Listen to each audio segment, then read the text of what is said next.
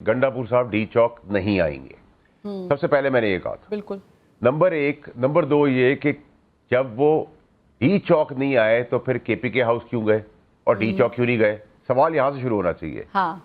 Number तीन ये कि ये पार्टी का एक पुराना तरीक़ेकार है कि लावारसों की तरह मासूम नौकरी पेशा लोग जो केपीके गवर्नमेंट के लोग हैं उनको लाते हैं, उनको दंगे पैर अफसरों को ड्यूटियों पे लगाकर बेर वगैरह छोड़ के चले जाते हैं। फैसल वाडा साहब ये बताइएगा कि वो केपी हाउस क्यों चले गए अली अमीन गंडापुर साहब, जबकि उनको तो डी चौक जाना था, कारकुनान तो वहां वेट कर रहे थे, क्या एक बार फिर पैटिस खाने चले गए थे?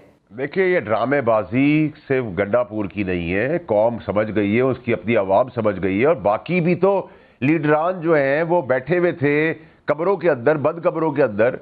उनमें से कुछ तो है 4-5 पार्टियां छोड़ के आए हैं जिनको मैं टॉयलेट पेपर कहता हूं उन पॉलिटिकल पार्टीज का, कि वो फ्लश से आए हैं बिकॉज ऑफ द रीजन कि 5 पार्टियां छोड़ के यहाँ तुरम खानी की बातें कर रहे हैं, ड्राइंग रूमों में बैठ के वीडियोस बना के भेज रहे हैं, हम ये कर देंगे, हम वो कर देंगे, हमारे कारकुनों कुछ किया। दूसरा, एक आदमी शहीद हो गया, एक गरीब मासूम पुलिस वाला हमारा मारा गया। आपने कराची के अंदर जो इंसिडेंट हुआ, किसने ये, मैं बार बार कहता रहा तीसरी कुव्वत कुछ ना कर दे, इधर खुदा ना खासा कुछ ना कर दे।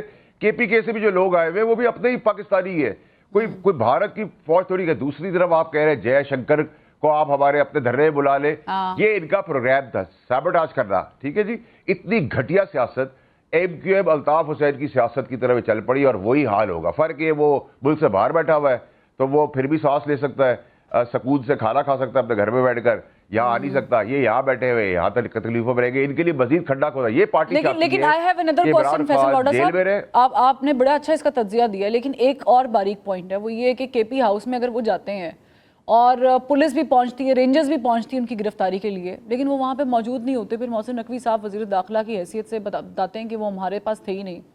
कहाँ कैसे निकल गए वहाँ से? आपको मालूम है कि वो डिग्गी में बैठ के निकल गए, हुकूमत को मालूम क्यों नहीं हुआ, स्टेट को क्यों नहीं पता चला ये बात? देखिए बड़े आपने अच्छा सवाल किया है, मेरी बड़ी क्लैरिटी इसके अंदर है कि देखिए ये आदमी को लाल जुराबे पहनने से नहीं होता, खून लाल होना चाहिए। हैट पहन के आप रैट और कैट की तरह सियासत नहीं चला सकते, ना हुकूमतें चला सकते, ना ही आप वज़राओं से ये कहला सकते हैं कि आप मुसलमान हैं, आप बहुत अच्छे भाई हैं, आप हमारे दोस्त हैं, आप सोच लेंगे आपको मैंने टॉफी दी थी, बकरा ईद में मैंने गोश्त भिजवाया था, जुमे की नमाज में मैंने आपको सलाम किया था, आपको याद है मैंने टाटा बाय बाय की थी। ये कोई तरीका है? आप खड़े हो अपनी बात के ऊपर कि भाई कोई गवर्नमेंट कोई कानून अपने हाथ में लेगा, गैर कानूनी चीज करेगा, गवर्नमेंट रिएक्ट करेगी और अपनी रेट को प्रूव करेगी। आप लेटे हुए हैट और कैट और रैट की तरह चल रहे हैं, ये कोई तो इसका मतलब है कि ड्रामेबाजी। दूसरी चीज, मोहसिन नकवी साहब नाकाम हो गए। देखिए ये तो गवर्नमेंट से आप पूछे, गवर्नमेंट ने इतनी हाइप क्रिएट कर दी, ठीक है, मक्खी बराबर मच्छर बराबर लोग थे। कभी आपको मैं कभी आपको मौका मिला तो मैं टिश्यू पेपर में पिरच में एक मच्छर दे दूंगा आपको भरा हुआ और कहूँगा तलवार से इसको काटे। आप मरे हुए मच्छर को भी तलवार से नहीं काट सकते। अब मच्छर बराबर आपका प्रोटेस्ट था, आपने इतनी हाइप क्रिएट कर दी, ये बद वो बद, दुनिया आजाद, किसी जिसको पता भी नहीं था उसके पास चल गया क्योंकि उसकी अपनी आम जिंदगी तकलीफ में आ रही थी।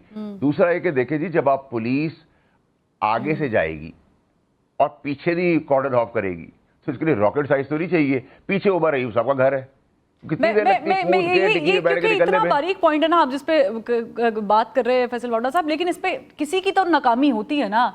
इधर वजीर आजम साहब की नाकामी है या वजीर दाखिला साहब की नाकामी है या कोई तीसरा है तो उसकी नाकामी बता दें, किसी की तो नाकामी है। देखिए तो मैं किसके बारे में बात कर रहा हूँ? अपने वालिद के लिए बात नहीं कर रहा। मेरे वालिद तो लाल जुराब नहीं पहनते, मेरे वाले तो हैट और रैट और कैट की तरह नहीं परफॉर्म करते ना। मैं अपने बाप की बात तो कर ही रहा हूँ, मैं आपसे गवर्नमेंट की बात कर रहा हूँ, ठीक है जी। आपको अपने पैरों पे खड़ा होना पड़ेगा, ठीक है, और पैरों पे खड़ा होके इलीगल एक्ट को रोकना होगा अपनी रिट से।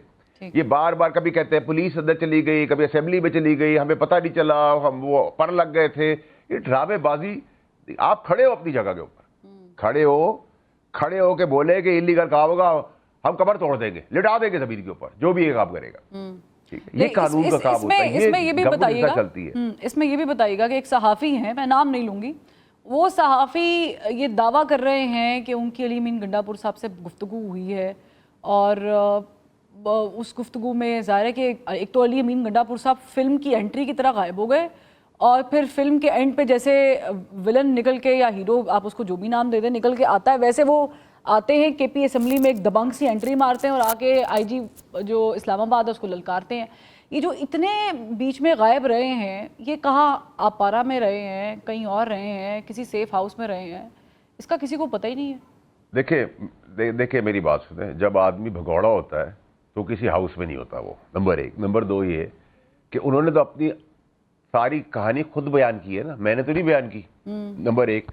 نمبر 2 یہ کہ یہ پروپیگنڈا پورا دن چلایا پی ٹی آئی نے کہ ان کو ادارے لے گئے, اداروں نے اٹھا لیا. کچھ تجزیہ کار اور جو عہدے داران تھے پی ٹی آئی کے, ان کا تو منہ کالا ہو گیا کل, جو اتنی بڑی بڑی باتیں کر رہے تھے کہ ان کو اٹھا کے لے گئے, ان کو فلانا کر دیا, ڈھماکہ کر دیا. ان کی بھی اکاؤنٹیبلٹی ہونی چاہیے.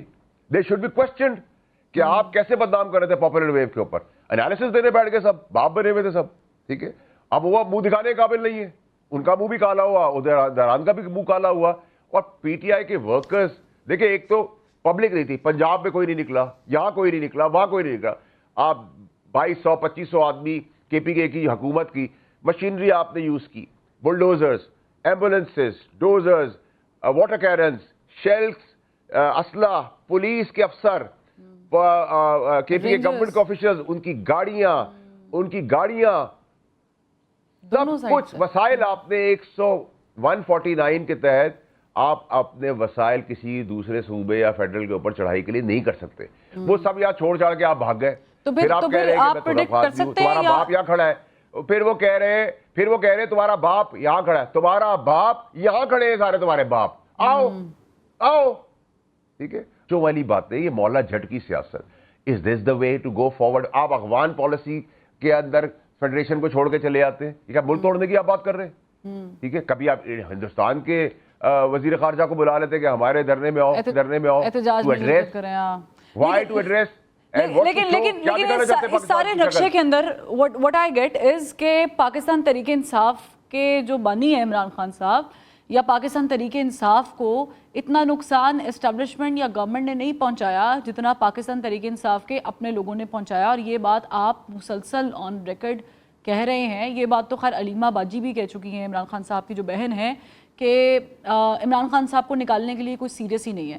لیکن ایک چیز یہاں پہ کلیئر کر دیں کہ کیا یہ پریڈکٹ کیا جا سکتا ہے کہ فیصل واوڈا صاحب, علی امین گنڈاپور صاحب نے اپنی چیف منسٹر کی کرسی بچائی ہے اور سیکریفائز عمران خان کو کر دیا یا پارٹی کو کر دیا, یا بچا بھی لیے کہ نہیں بچائی, آنے والے دنوں میں یہ بھی نہیں رہے گی؟ دیکھیں میں اس کے بارے میں پریڈکشن کر چکا ہوں, اور دیکھیں عمران خان صاحب کو بھی یہ باتیں ساری پہنچ جائے گی, اور میں 2 سال سے کہہ رہا ہوں. دیکھیں گنڈاپور نے ایک بڑی اچھی بات کی, اس نے کہا کہ 9 مئی کے بعد جو پارٹی سے نکلا ہے وہ غدار ہے. میں تو 9 مئی کے اندر نہیں تھا, نہ میں سرنڈر کر کے آیا تھا, میں تو اس سے بھی کئی مہینوں سال پہلے نکال دیا گیا تھا, ٹھیک ہے. تو میں تو اس میں نہیں تھا, تب تو عروج پہ پارٹی بھی تھی اور خان صاحب جو تھے وہ چاند پہ بیٹھے ہوئے تھے, ٹھیک ہے. تو میں تو اس میں نہیں ہوں. پھر اس نے کہا اصلاح کر لیں, میں بھی اس کو کہتا ہوں اصلاح کر لیں اصلاح, اس سے پہلے اصلاح کا ٹائم ہی ختم ہو جائے.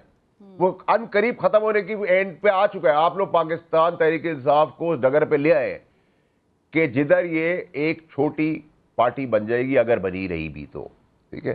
عمران خان صاحب کا تو مستقبل اب بلیک ہے, کالا ہے, ٹھیک ہے. قانونی اور دنیاوی طور پہ انہوں نے جہاں اس کو گڑے میں ڈالا, دیکھیں اس کے جیل رہنے پہ ان کی دکانیں چلتی رہے گی.